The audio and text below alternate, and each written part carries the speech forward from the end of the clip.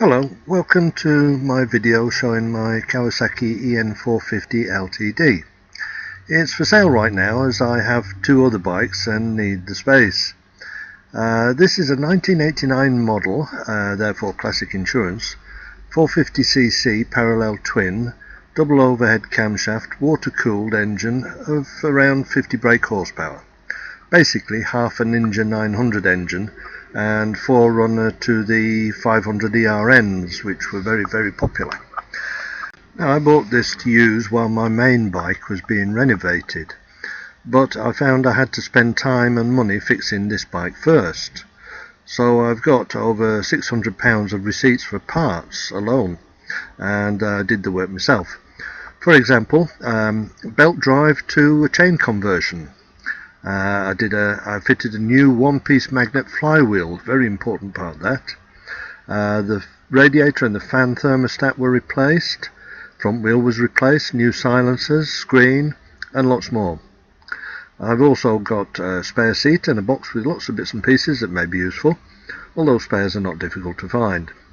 Having said that, it is a rare bike, popular in America more than here. Now, looking at the photos here, on the next one you'll see some accessories I've fitted. A 12-volt power accessory, there's a clock there and the screen, of course.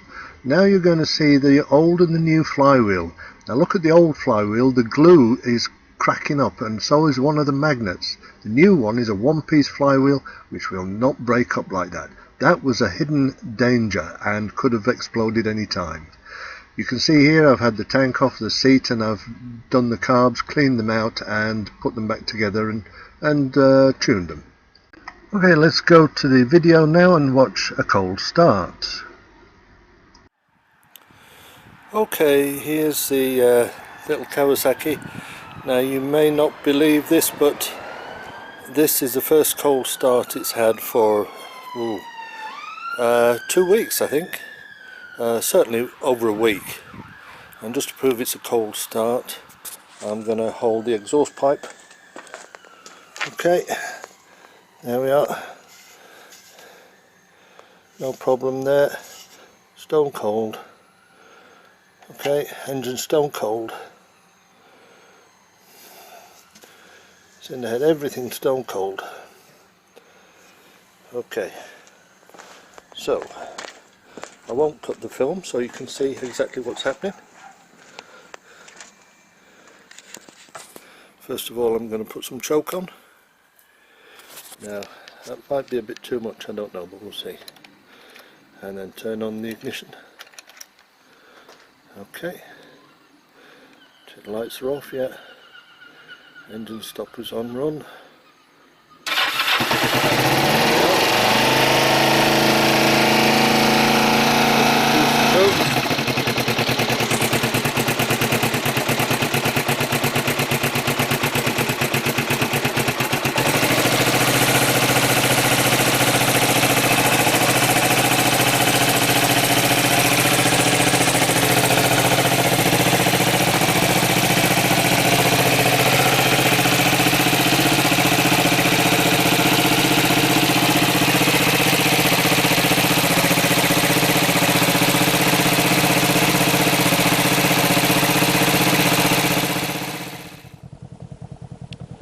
Okay, now I did a video earlier, just a sort of demonstration run on the bike, but I got some interference off my microphone, so I'm going to try and recreate it.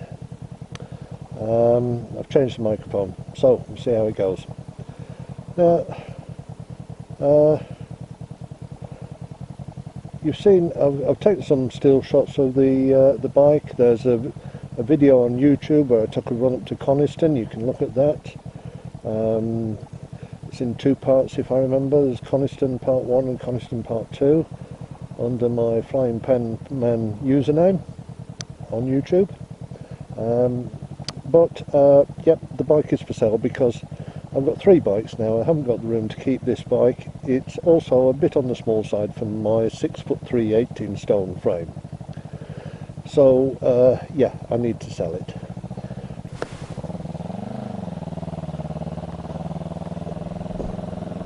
A nice smooth clutch action, light clutch as well. That moved off in second gear. So there you are, how's that? That's now into second. Watch the two fingers on the clutch, one finger even. There you are, one finger again. Clutchless gear changes, which I don't normally do, but here you go.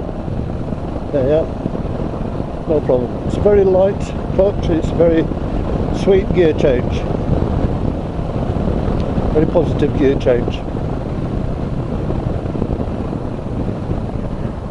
Two finger braking, no problem.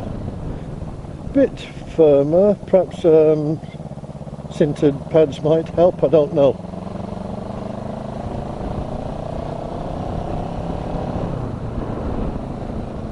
Okay, we'll go to the bypass now.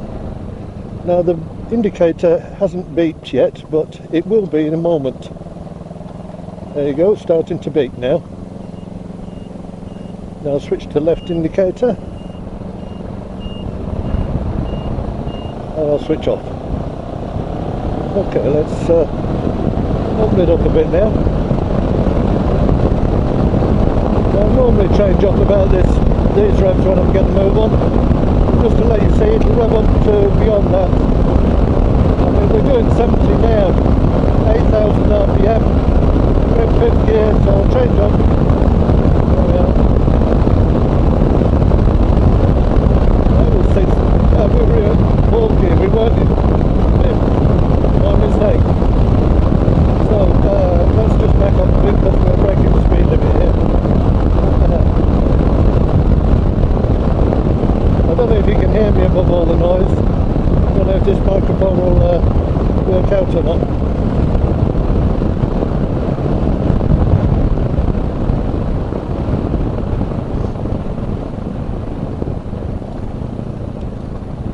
Okay, let's take it this way.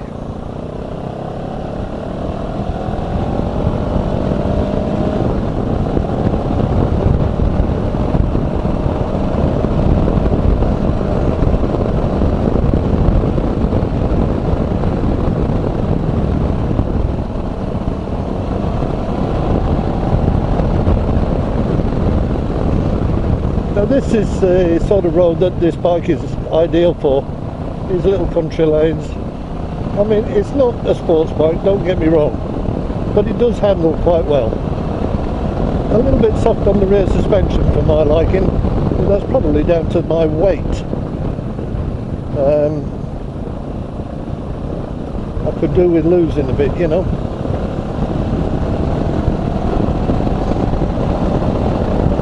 We're going uphill now.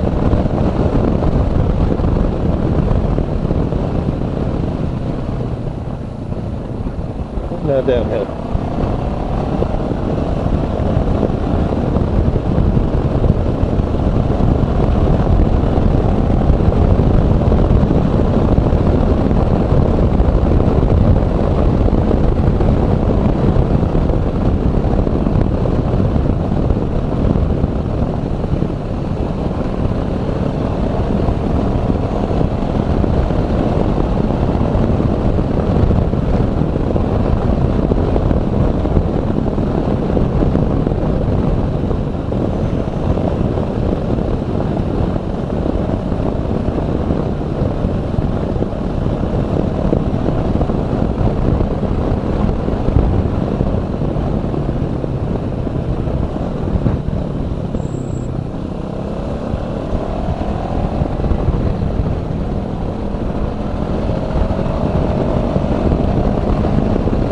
So you can see it handles quite nicely. Right, let's calm it down a bit now.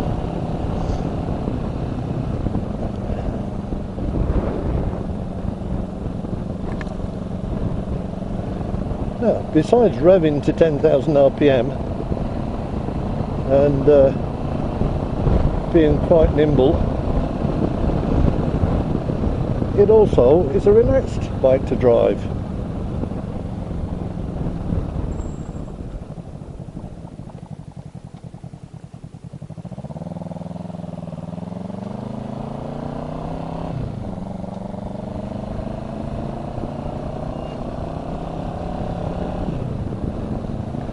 you change up about sort of 3,000 or 4,000 RPM, and it's quite happy. It's quite a reasonable amount of torque. I mean, there we are, what am I in, fourth I think? 3,000, just under 3,000 RPM.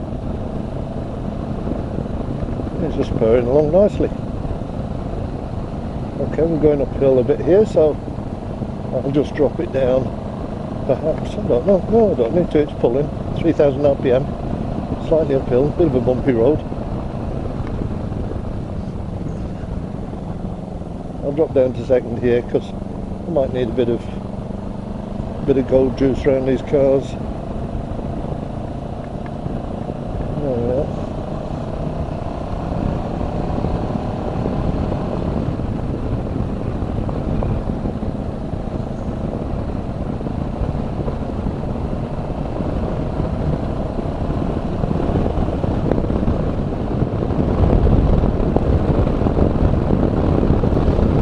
Like I said, I'm over 18 stone and 6'3". Okay, my knees look as if they're around the tank, and they are actually. I mean, it does look too small for me, this bike, but I don't care because it got me round for what, 12 months or so while I was doing up my other bike. It took me everywhere. You know, I'd think nothing of taking it for a run to, you know, Southport or something like that from here. You know, 150 mile run, no problem. I'd just go. Anyway.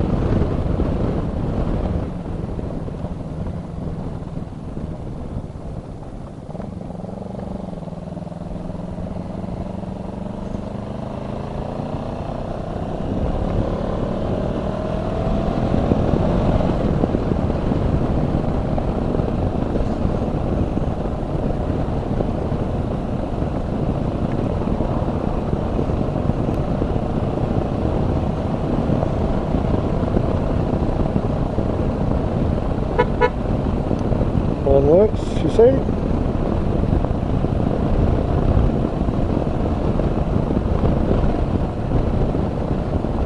I'll try that again for you in a minute.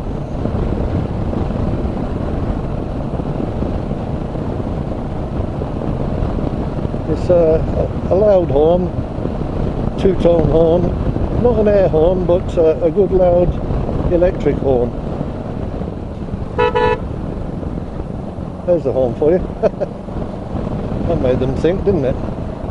They were just acting a bit stupid, so I thought I'll wake them up a bit, running around like that.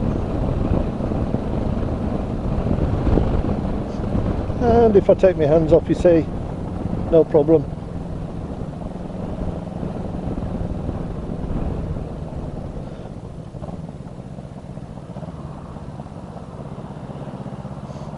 It tracks nice and straight, you know.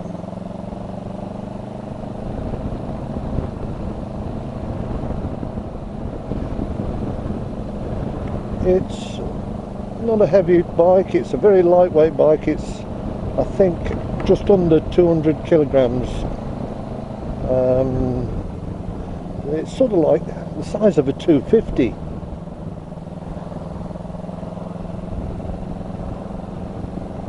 Now, the indicators, here we go.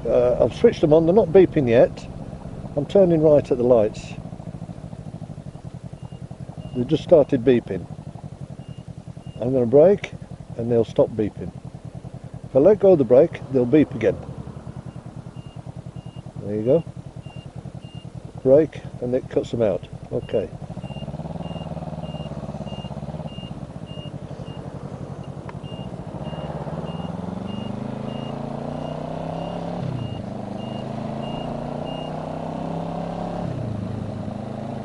So they don't beep in as soon as you put them on.